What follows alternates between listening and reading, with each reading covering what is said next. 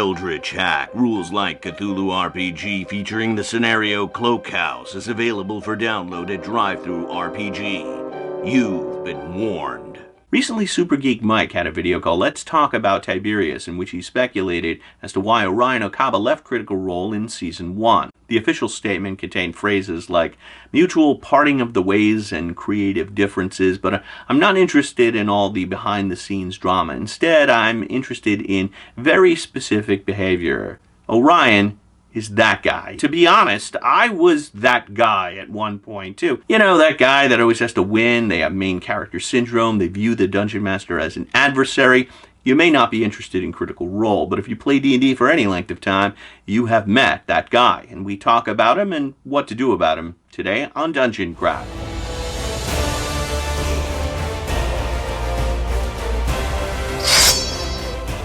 Welcome to Dungeon Craft. I'm Professor DungeonMaster, and this channel is about playing the ultimate game of D&D and other tabletop role-playing games. And I'm Deathbringer. Level up your game by subscribing. This video was suggested by one of my patrons, Ron of Ron Talks Tabletop. If you never checked out his channel, I'm including a link below. He's got a great review of the One Ring, and he says, Professor, you've never done a That Guy video. You know, that guy, who that guy is, why they do what they do, and what to do about them. So, Ron, this one's for you. So the first that guy behavior is main character syndrome. This is when a player has to have the coolest, most awesome, most powerful character. Tiberius Stormwind is not just a sorcerer, he's a dragonborn sorcerer, so he can cast spells as a breath weapon, has a 20 charisma, and a Krull blade. What's a Krull blade, you ask? If you're under 40, Krull was a fantasy movie in the 1980s, and the main character had a magic weapon called the glaive. It was a pinwheel of daggers that could be thrown and it boomeranged back to the thrower, and every kid playing D&D who saw that movie wanted one. It was incessant. Can I have a Krull blade? I want a Krull blade. Can I have a Krull blade? And I was like, no, I'm not going to allow you to find a Krull blade. Why does Tiberius want a Krull blade? The same reason every kid wanted a Krull blade, because it's cool. The problem is Vex is already the group's resident missile expert. Like, she's an expert archer. Vex is good with arrows. Tiberius has a Krull blade. Vex has a pet bear named Trinket. Tiberius wants a pet dragon. At one point, Laura's having Vex do something cool, and Orion jumps in there, and she's like, dude, can't I just have this moment? In episode 27, his final episode, he spends 20 minutes shopping. They're just back from the break, and Matt says, is there anything you want to do in the 2 weeks leading up to your quest? So on Orion's turn, he does the following. He tries to bump his +1 ring of protection to +2 and fails. He tries to train his horse to move silently. Then he buys 1,500 mirrors to make a solar panel death ray to destroy vampires.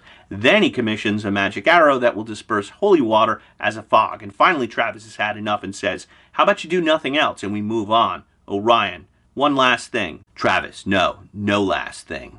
Main character syndrome. 2, he always needs to win. Mike points out that Tiberius is always going Nova with his spells, using his breath weapon and his best spells, and even the most innocuous warm-up encounters, and then insisting on taking a long rest so he can recover those powers. And it irritates the other players, it slows the whole show to a crawl, but he still insists. He's like, no, I shall not move 1 foot until I have taken a long rest. The rest of the cast know they're trying to make a show that entertains an audience outside themselves. Like, they're trying to entertain me, and I don't want to see the heroes taking rests. You may not have a show, but you may have these players, the ones that won't move 1 inch forward unless they are at full hit points and they have all their spells back and they're fully loaded. Players, do not do this. This gives the game a halting kind of quality where it's just like lurching forward, but it never really flows, and it's super boring. The other thing he does is, how do I put this delicately?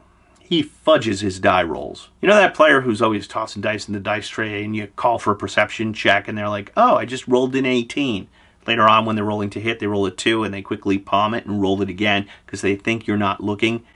That guy. You could see it every single time he rolls the dice. Sam is like looking over to make sure the die rolls are legit, and it's like, dude. 3, they see the Game Master as an opponent. Super Geek Mike attributes this to a video game mentality, like you're playing Skyrim or Diablo, and the AI is just flinging hordes of monsters endlessly at you, and then you switch to role-playing game mode, and you look at the Game Master as an opponent who's trying to kill you instead of a collaborator. And anytime the monsters are winning or the dice are breaking against them, they get surly and irritated. And Mike, I can assure you, that guy was around back in 1982, where fantasy adventure video games look like this.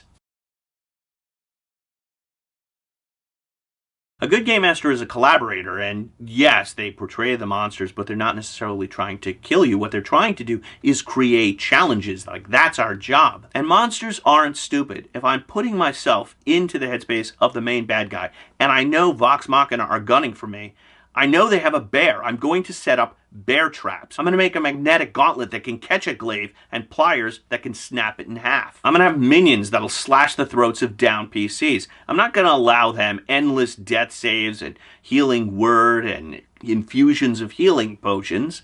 How many times have your players put monsters to sleep and slash their throat? Why would monsters not do that? The bad guys can't be stupid. My villains are going to be challenging and try their best not to die. And if that makes you angry, I can't play with you. So what do you do if you have that guy in your group? Well, I posed this question to my secret brain trust of you two dungeon masters, and the consensus opinion is you take them aside and have a private conversation.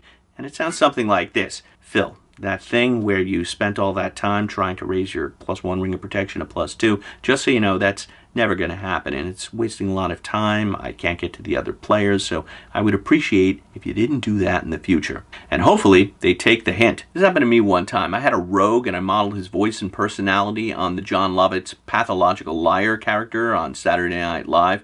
And he was always lying about everything and going, yeah, that's the ticket.